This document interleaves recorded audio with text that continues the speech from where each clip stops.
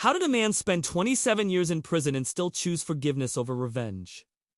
This isn't just a question. It's the story of Nelson Mandela, a man whose spirit proved unbreakable, even in the face of unimaginable hardship. His journey from a political prisoner to the president of South Africa is one of the most powerful testaments to human resilience and the incredible power of forgiveness. Let's explore the life of the man they called Madiba and discover how he used peace as his ultimate weapon. Born in a small village in 1918, Rolihlahla Mandela was given the name Nelson by a teacher. From a young age, he was destined for a life of significance, but no one could have predicted the path he would walk. As a young law student in Johannesburg, he witnessed the brutal reality of apartheid, a system of institutionalized racial segregation that stripped black South Africans of their most basic rights. He couldn't stand by and watch.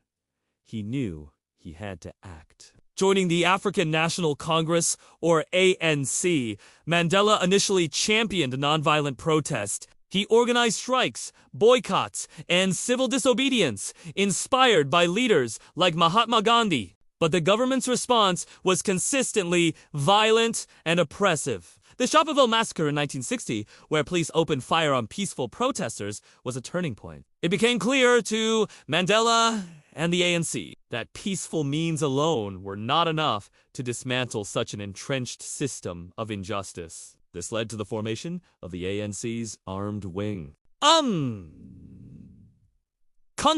Wi Sizwe, or Spear of the Nation. Mandela wasn't a man who craved conflict, but a leader pushed to the brink. He saw it as a necessary last resort to fight for the freedom of his people. His activities led to his arrest, and in 1964, he was sentenced to life in prison during the infamous Rivonia trial.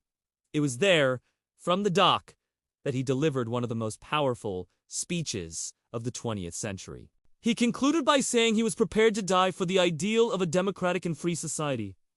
Then came the darkness. 27 long years. For 18 of those years, he was held on Robben Island, a brutal, maximum security prison. He performed hard labor in a lime quarry, slept on a thin mat on a concrete floor, and was allowed only one visitor and one letter every 6 months. The conditions were designed to break him, to crush his spirits and extinguish the hope of a nation. But they failed.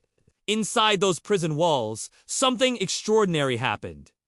Mandela didn't succumb to bitterness or hatred. Instead, he used his time to study, to learn, and most importantly, to understand his enemies. He learned Afrikaans, the language of his captors, so he could speak to them, reason with them, and see their humanity. He turned his prison cell into a university, educating himself and his fellow inmates, transforming a place of punishment into a crucible of leadership. He realized that true victory wouldn't come from defeating his opponents, but from winning them over. While Mandela was imprisoned, the Free Nelson Mandela movement grew into a global phenomenon. Artists, politicians, and ordinary citizens from every corner of the world joined the chorus demanding his release. The pressure on the apartheid government became immense. Finally, in 1990, the world watched as a gray-haired but unbowed Nelson Mandela walked out of Victor Verster prison, a free man. And here is the most incredible part of his story. After nearly 3 decades of unjust imprisonment, he had every reason to seek revenge. The world held its breath,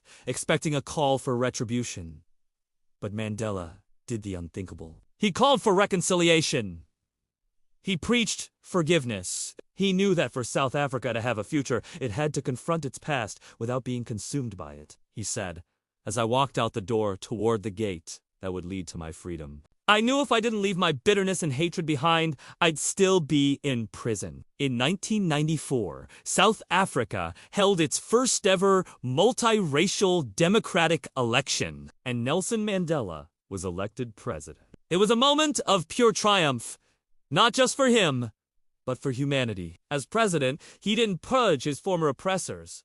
Instead, he invited them into his government. He established the Truth and Reconciliation Commission, a groundbreaking process where victims could tell their stories and perpetrators could confess their crimes, seeking amnesty rather than retribution. It was a painful, difficult path, but it was Mandela's way of healing a deeply wounded nation. One of the most symbolic moments of his presidency came during the 1995 Rugby World Cup. Rugby had long been a symbol of white Afrikaner dominance.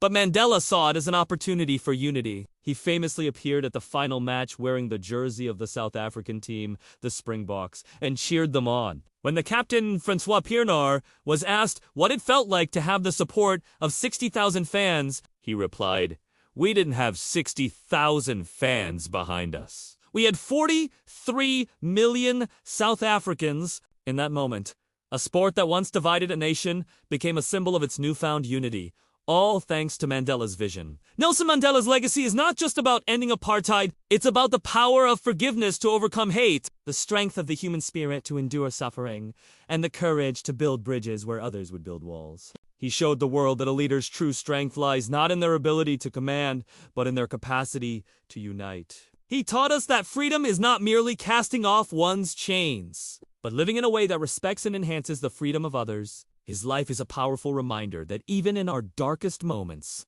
we have a choice. We can choose anger, or we can choose understanding. We can choose revenge, or we can choose forgiveness. Mandela chose the harder path, and in doing so, he not only freed a nation, but also left an indelible mark on the soul of the world. Thank you so much for joining me on this journey through the incredible life of Nelson Mandela. If you found this story as inspiring as I do, please give this video a thumbs up and consider subscribing for more stories about the people who changed our world. Let us know in the comments, what part of Mandela's story moves you the most? Until next time, stay curious and keep learning.